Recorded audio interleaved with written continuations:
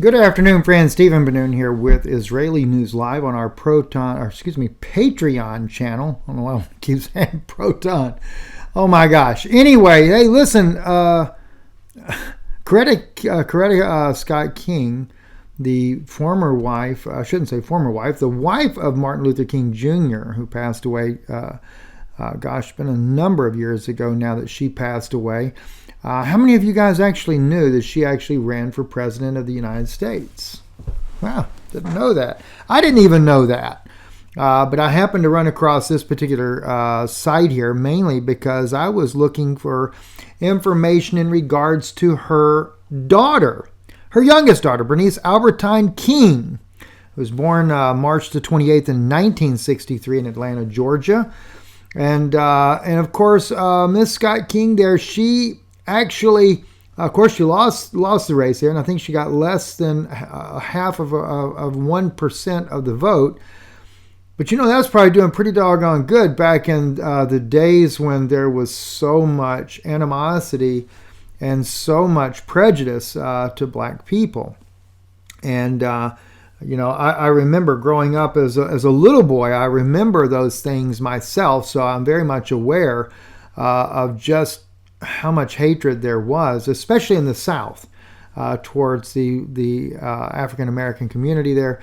And you know, and of course, you know, as kids growing up, you never can understand why do people have such prejudices to start with.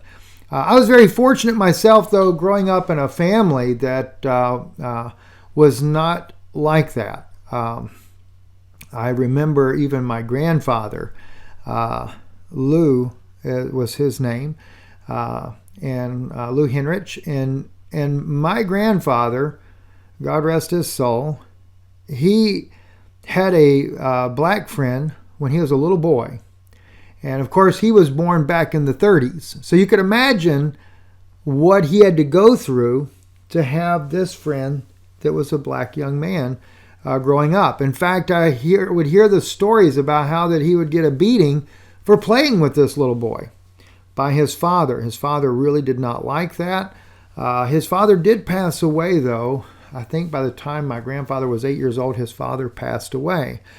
But I remember one day meeting a man that knew my grandfather, and he says to me, he says, "You have to ask your grandfather about," and he names this guy, and it was the black man. He said, "Ask him about where we tried to wash him until he would turn white.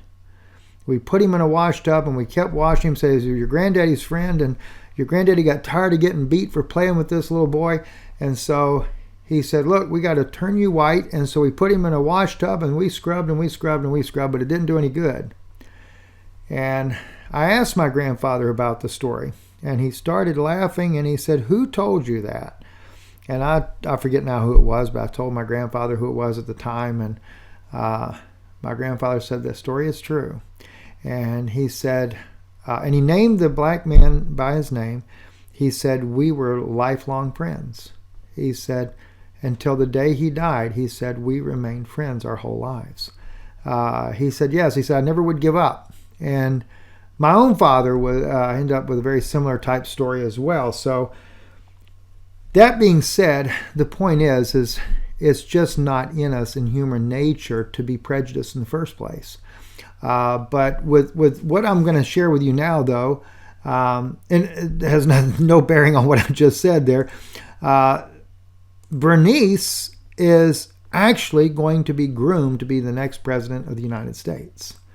I actually got this information today, and I'm going to play a little clip here of Bernice right here, Bernice King. She is also a minister, from what I understand, what it says right on there, Reverend Dr. Bernice King there. She's also the CEO of her father's organization, probably an organization started after his passing, but let's listen in just for a moment here, and I want to tell you a little bit about this. Towards women and girls and everybody, I rise to urge everyone to affirm respect for the dignity of women and girls everywhere, and to make a lifelong commitment to protect females from violence. In the words of my father, today the choice is no longer between violence or nonviolence. It is between nonviolence or non-existence. And I'm rising because we must end the violence or we will all become extinct. Instead, very passionate, and just listening to her reminds me of her father. Of course, I was not old enough to remember these things, but just going back through the history and listening to the speeches he gave, she sounds a lot like her father in the passion of her speech there. But and I'm not saying this in support one way or the other as far as her running for president of the United States, but the point is that right now the Democrats are looking for her to be the next president of the United States. Now, they do not believe that they can garner the votes in this next election for her to catapult and become president of the United States. But however, there is a very strong consensus that she will actually run in this election coming up in order to get her feet wet, so to speak, there. But they're looking for a little further down the road, 2028, for her to actually become president of the United States at that time. I remember I told you a little while back, I actually believe that we were looking at the lady that ran in Georgia just recently for governor, and I'm sitting here saying that as I'm drawing blank on her name, and I know her name like the back of my hand. I can't seem to remember that right now. But Stacey Abrams, there we go. Stacey Abrams it was the one that we were looking at initially. But I think where the problem came in with Stacey is they just never could get her over the hump. They could never get her.